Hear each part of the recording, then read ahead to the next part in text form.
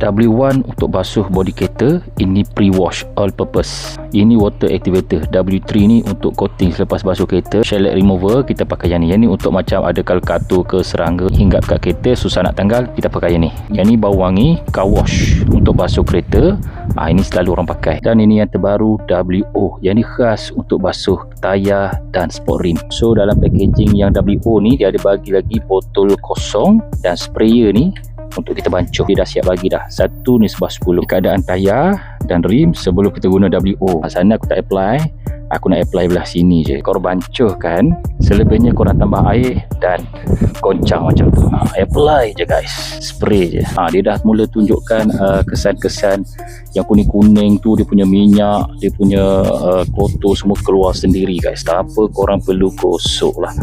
Tapi kalau korang nak gosok lagi best, lagi cepat dia punya kesan tu keluar. Korang boleh gunakan peralatan yang sesuai lah. Ini contoh saja.